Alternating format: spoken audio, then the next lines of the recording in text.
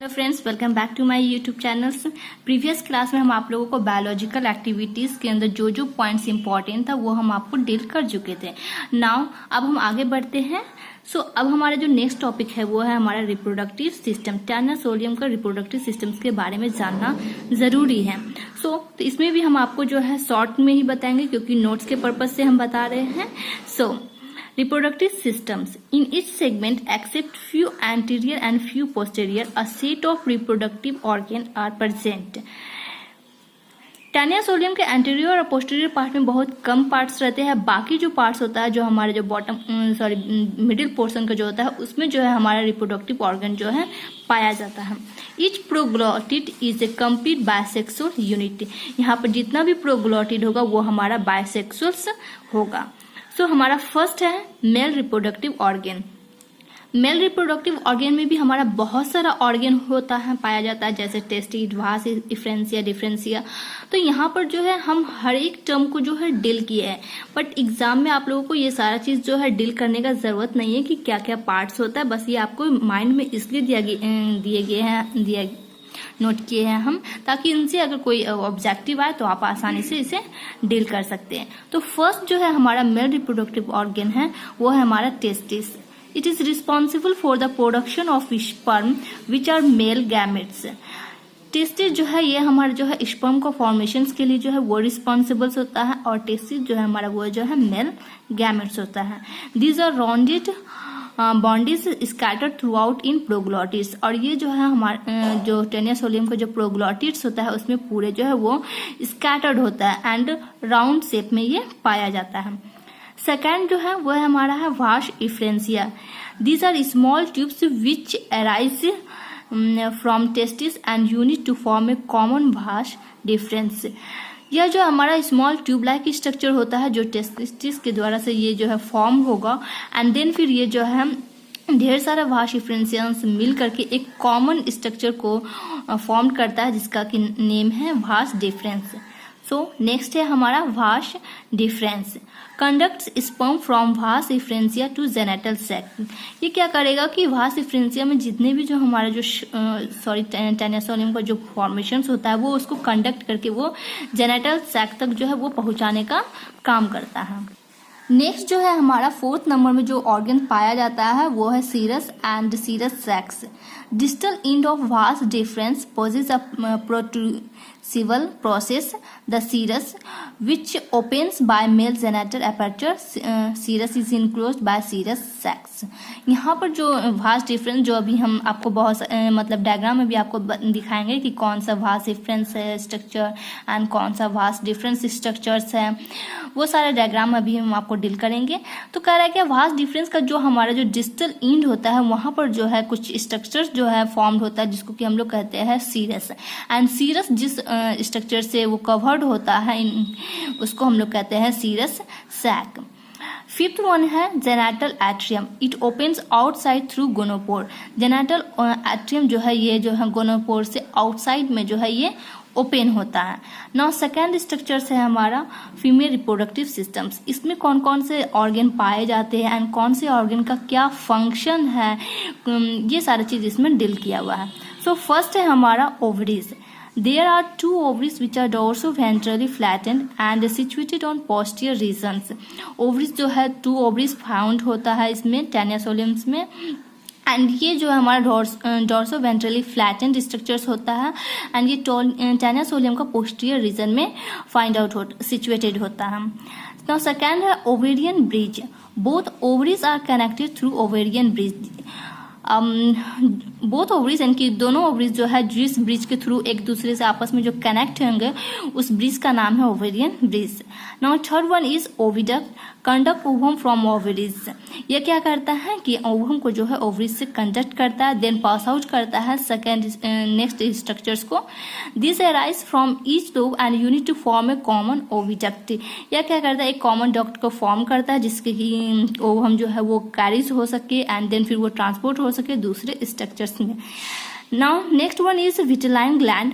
It produces nutrition to the developing embryos. Vitelline gland जो है embryos का formation के लिए एक बेटर डेवलपमेंट के लिए न्यूट्रिशन जो है वो प्रोवाइड करवाता है। नेक्स्ट ऑर्गन है हमारा vitelline duct. Posterior to ovaries, a compact mass of vitelline gland is present which joins ootype through vitelline duct. यह जो है ओवरीज के जो पोस्टीरियर रीजन्स होता है वहाँ विटेलाइन डक्ट जो है पाया जाता है। डेट मीन्स कि वो सिचुएटेड होता है। एंड ये जो क्या करता है ऊ टाइप एंड विटेलाइन डक्ट को दोनों को जो है वो आपस में कनेक्ट करता है, ज्वाइंस करता है, ताकि हम जो भी एम्ब्रियोज है उसको अच्छे से न्यूट्रिशन जो है वो मिल सके। Now next one is ootype.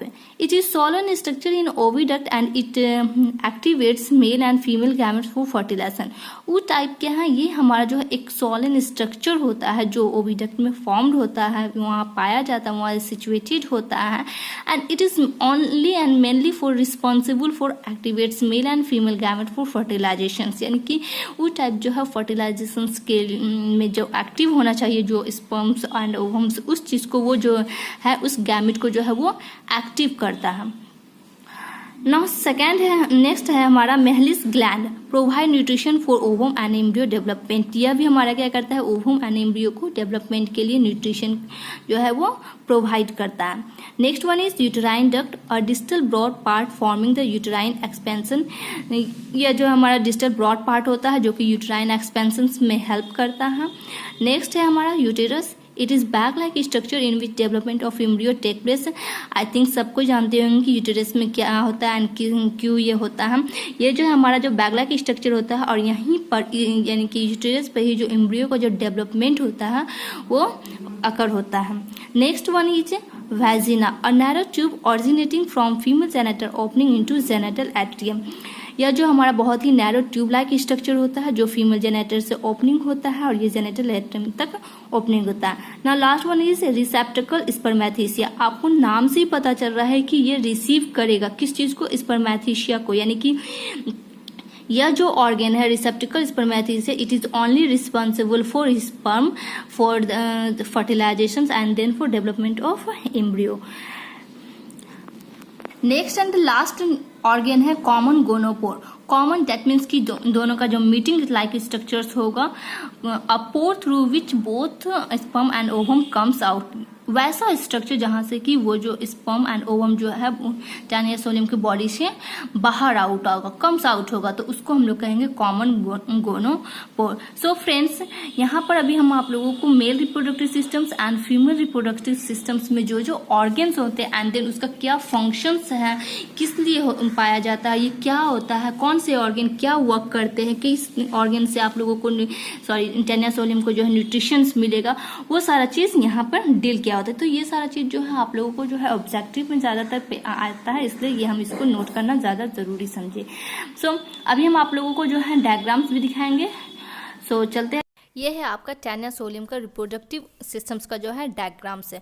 यहाँ पर जो डायग्राम्स शो किया गया है ये बिल्कुल मैच्योर प्रोग्लॉटिड को कट किया गया है एंड देन फिर इसमें जो है हम लोग सारे ऑर्गन्स को जो है अभी हम जितने भी ऑर्गन्स को जो डील किए थे वो सारे ऑर्गन्स इसमें देखेंगे। सो बहुत ही क्लियर डायग्राम से आप लोग भी देख रहे होंगे कि आपका लेफ्ट हैंड साइड में आपका क्या लैटरल नर्व कोड, टेस्टिस, वास इफ्रेंसिया, वास डिफरेंस, शीरस और पेनिस सीरस को ही जिसका कि अदर नेम से पेनिस यहाँ पर जो है हम लोगों को डायग्राम्स में देखने को मिल रहा है।